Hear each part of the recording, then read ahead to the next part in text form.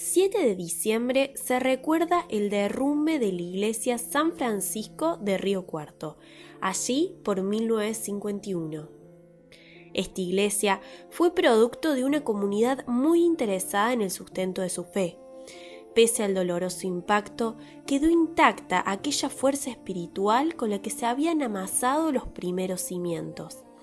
La comunidad aunó sus fuerzas para la reconstrucción del templo. Eran las 5:41 de la mañana, vísperas de la festividad de la Inmaculada Concepción, patrona de la ciudad y la diócesis, cuando ocurrió el hecho. Empezaban a llegar los primeros feligreses cuando el hermano Fray Manuel Nierga reparó en que algo extraño sucedía.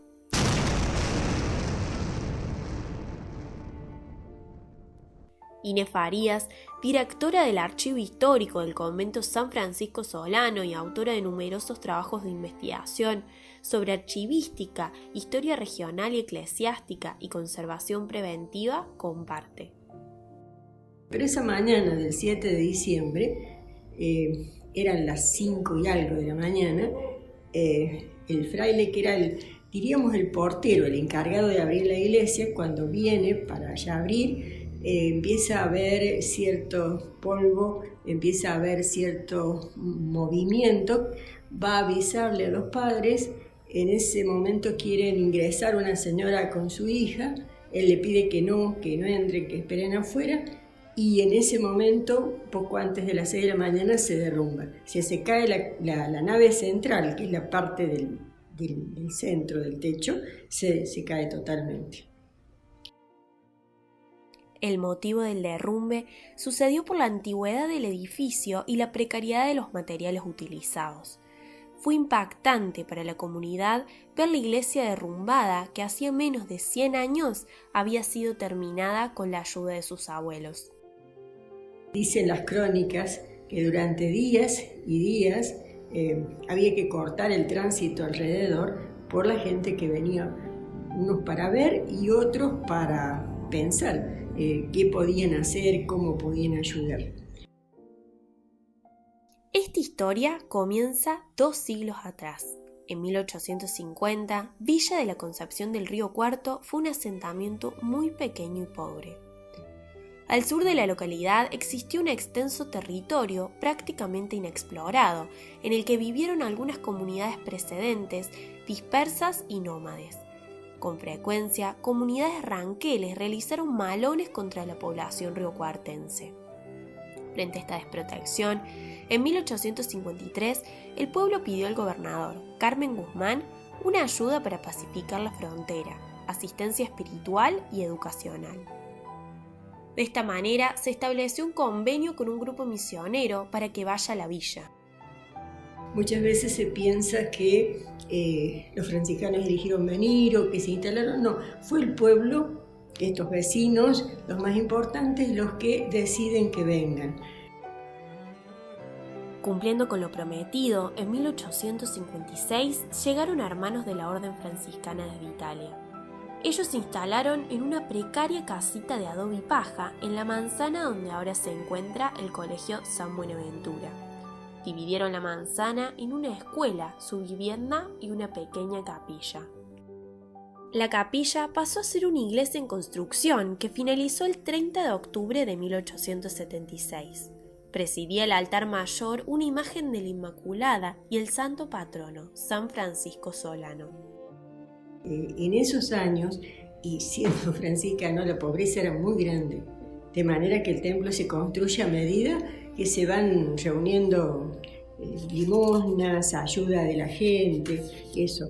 Recién eso indica la precariedad, los materiales bastante, diríamos, débiles y los cimientos. Por eso hace que este templo pequeño, que de todas maneras era el más importante que tenía la villa, se derrumbe. Luego del derrumbe quedaron en pie las torres del frente y las paredes laterales, pero todo el techo se desplomó. La cripta es una especie de espacio subterráneo Y como existen muchas veces los panteones antiguos, que se desciende hacia una especie de subsuelo donde se hayan depositado los féretros de fallecidos, porque a medida que fallecían se los sepultaba ahí abajo en esa cripta. Entre ellos está, por ejemplo, el padre Donati, que anduvo con los indios ranqueles, el padre Álvarez, el padre Cardarelli, que fue párroco y el que construyó la iglesia de la catedral actual. Es decir, fue muy difícil pensar en vaciar el lugar para sacarlos. Entonces se pensó, y la solución fue sellar definitivamente el lugar, cubierto totalmente con cemento, de manera que ha quedado debajo, donde hoy está el órgano, la iglesia nueva. Hay una placa con el nombre de todos los frailes. Ese sería el sitio donde abajo hay una especie de sótano cuadrado donde están los restos de estos frailes. Se salvaron todas las imágenes de los santos que ahora se encuentran en el templo, porque se encontraban a los costados del mismo. El órgano se mantuvo a salvo y en la actualidad es de interés histórico. Fue una situación muy dura para los franciscanos, quienes vivían de limosna y para ese entonces el pueblo no realizaba muchas ventas. Se creó una comisión de vecinos encargados de recaudar dinero y tomar decisiones. Recién, para 1954, se decidió construir un templo completamente nuevo en el mismo. Se eligió a Augusto Ferrari como arquitecto del nuevo proyecto, quien diseñó la iglesia de los capuchinos en Córdoba. Ayudó en la obra el famoso constructor bonaerense Don José Pires. Se tardó 15 años en construir la iglesia que hoy vemos en la calle Alvear. Se realizó a medida que se conseguían recursos. Fray Salvador Solá fue un personaje clave en esta reconstrucción. Él era un hermano lego, es decir, no era sacerdote, sino un hermano servidor encargado de las tareas domésticas del convento.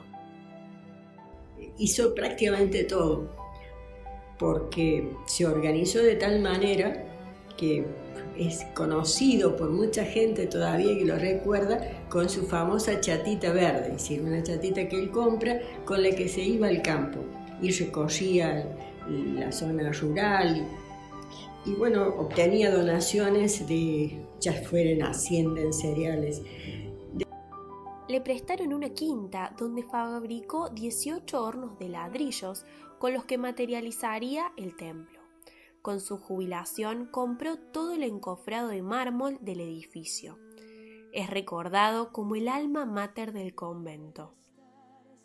El 7 de diciembre de 1969, la iglesia más grande del sur cordobés es consagrada.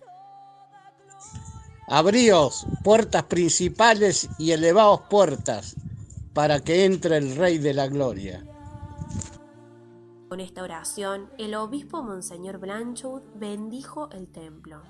Cuando ingresó la cruz procesional por primera vez, una multitud estimada en 3.000 fieles estalló en aplausos y el coro entonó la aleluya que resonó más que nunca.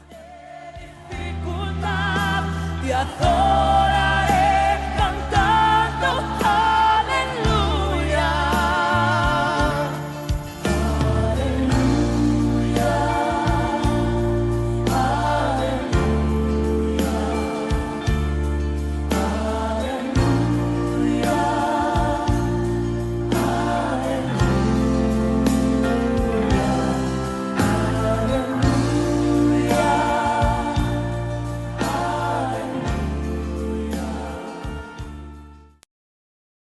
Trabajo práctico realizado por Sofía D'Andrea para la Cátedra de Comunicación Radiofónica en el año 2021.